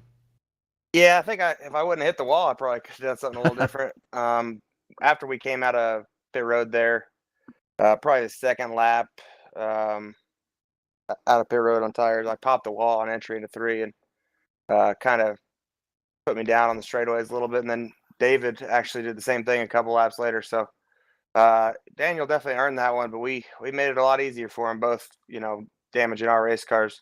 I'm not sure how him pitting a few laps after us was able to work that well, but it did. Personally, I thought the right strategy would be to pit early, take advantage of those fresh tires because we had fallen off so much, and the guys that in short pit were going to be out to lunch. But unbeknownst to me, that it worked out for Daniel, and he was catching us almost a second a lap there for a while. So I looked up in the mirror, or I looked on the relative at 6 seconds. Next thing I looked, it was 2 seconds, 4 laps later. So it's a great win by Daniel. Had a lot of fun tonight, and on to the next one. Yeah, I mean, he definitely was catching you there at the end, but you definitely put on a great show still, Adam. It was a great run. And how do you feel about this package here at Pocono with this new package? We talked about tire wear already, but what do you think about the way the package is and the way the draft was here at Pocono? Let me rephrase. I had a lot of fun tonight battling with Anthony. We had some really good racing before he popped the wall off the tunnel. Personally, it's not that it was hard to pass. It was impossible to pass with how aerotight these things are and how aero dependent they are. So this package really isn't a whole lot of fun here, but me and Anthony were somehow able to make a little bit of a show out of it. I think personally, if we had the old Pocono, or it was a little rough and wore out, we probably could have had a little more racing. But when you put on a package that has all this downforce and a track like Pocono that is relatively new to the surface, with a brand new surface, it makes it hard to pass, and it's very line sensitive. So it was a very treacherous night as far as hitting your lines, but it is what it is. We'll hopefully have a better race in Michigan. You guys should really see a good race there. Yeah, we look forward to it, and congratulations on your second place finish tonight. That's Adam Gillen, your number 81 car, and he's bringing it home in second place tonight. That was a fantastic run by Gillen and others, but this guy that I'm down here in Victory Lane with, Daniel Falkingham, he had something to show tonight. Daniel, where the hell did you come from, man? Yeah, I kind of want to ask myself the same thing too. But yeah, I guess from after talking with David in the when we were waiting for our interviews, guess he had damage. Adam, I guess he had damage too. So I guess that cost a little bit of straightaway speed. But honestly, I think it really just came down to the tires too, just having just so much wear. I don't know. I don't know if it's something with the package or unless that's just Pocono in general. But yeah, tire wear was just really just was so great this race, and just throw it in the fact with like dirty air too, and throw in many factors, and yeah, and plus that was kind of one of my plan because I decided to just stay out, just get fuel off sled, just get bonus points and stuff, and then I made my pit stop, and then I'm looking at my relative and it's like, no, I'm reeling him in, and then next thing I know I'm passing Comstock, and then the next thing I know I'm in the lead somehow, so. Yeah, I definitely had to earn that one, but yeah, it was weird because towards the middle part of the race on the long run, people were just blowing right by me, and I was able to hear someone shifting through the corner, and I knew you could do that with the old package. I didn't really think you could do it with the new package, so I started doing that, and I was blowing right back by him. So kind of learned that. I kind of used that to help me fight through the dirty air, try to get to Adam and to David. So no idea how much pull that off, but hey, we'll take it. So what I'm hearing is you learned a lot tonight. So when we come back here next time, you're going to be ready for them. Yeah, absolutely. And plus, just on the fact Pocono was like one of my best tracks. It's one of my favorite tracks to race on too. So yeah, and plus I just love it with the old. I really like this Pocono, like with the old package. So because you're just shifting and stuff like throughout the entire run, and you kind of have to fight the car. But I mean, I don't mind the new package, but I like it, but I kind of don't like it at the same time, just with the dirty air, and kind of takes away from the talent, like probably a few of these guys have said. But this is what we got to race now. But luckily, I've come accustomed to this package pretty quickly. So kind of didn't think I was gonna be this great with the package because this is almost similar to the trucks too, and I'm not that great with the trucks. So but yeah, I guess I just come to this quickly, and yeah, just going to these tracks, I'm just learning every step of the way. Well, I'd say you're doing pretty damn good, buddy. And great win tonight. You caught us all off guard up in the booth and on track, it looks like. So who do you want to thank for your win tonight? I got to thank First Rate Bait, Lobster 207 for all their support, their sponsorship. Also thank Cameron Colby for doing the paint, and thank you to big shout out to him for reopening his paint shop, Colby's Eye Paints. Need a custom paint job, go to Colby's Eye Paints on Facebook. Also, thank you to Joey and the guys, everyone here at Sim500 who put on the show. Really fun league to run. And also to everyone who comes out each and every week. Really fun to race with all these guys. Also, thank you guys to putting on the broadcast. All you guys, you, John, doing a good job, and everyone else who puts on the broadcast. And also, thanks to everyone who hopefully got a good show tonight. Well, thank you very much, Daniel, for the kind words. There's your victor tonight. Guy that came out of, well, I would say nowhere. He ran top 10 all night long, but damn, he put on a hell of a show tonight. Towards the end of this race, got himself the victory. Daniel Falkingham, that number 39 Chevy ZL1 Camaro. Well, folks, that was, I'll tell you what, man, that was a hell of a race there, Don. That was a great race there at the end. I mean, I just could not believe that Daniel was able to catch up that quickly. I mean, that difference in pit stop strategy made all the difference in the world on the track as far as the way the tires were. I mean, like he said, we never thought he'd get that almost 2 seconds behind, and then wins the race by almost 2 seconds. That was crazy. And you heard it from himself. I mean, he didn't expect it either. He was just looking to lead some laps for some points. So I would say that this is definitely something that everybody's going to pay attention to next time we come back here in just a couple of weeks. Oh, yeah. For the second run here at Pocono. And we may see a few things done differently from several people. Well, folks, just a few notes before we head out here. It was 80 laps tonight. And believe it or not, even though we saw a whole bunch of crinkled up cars and some crazy action in some of these turns, there were only 3 cautions, Don, for 11 laps. Yeah, it didn't. For some reason, I thought it was more cautions than that, but I guess it's just because they take so long here at Pocono. But yeah, 3 cautions and 3 cautions last night. So the race actually ticked by a lot faster than I thought it would. These guys really had that long green flag run going on the second half of the race, and yeah, it was a great race right there with Daniel coming out the victor. Yep, we had 10 lead changes for the night, which, that's okay. We saw 39 at Kansas, I think it was. That was an insane race, man. But, well, folks, that's going to do it for us tonight here at Sim Racing Network. Myself, Don Runkle Jr. big shout out to Sean Yoder down in the van there. Yep. We're going to be doing this again. Let's see here. Hold on a second. I can't remember where we at. Yeah, Michigan. Thank you. I was having such a brain cramp for a second. Michigan's a great track. I look forward to going there next week for the Sim 500 guys. Well, that's going to do it for us tonight. Don, you got any final thoughts before we check out? Nope, great race, and yeah, thanks for sharing the time in the booth. Well, that's going to do it for us tonight, folks. Remember, put down your phones where you're driving. When you're driving, I should say. You're texting and Snapchatting, all that stuff can wait to get to where you're going. Remember, smile more often, love each other. God bless each and every one of you. I'm John Mushin Jr., Sim Racing Network, signing off. See you next week.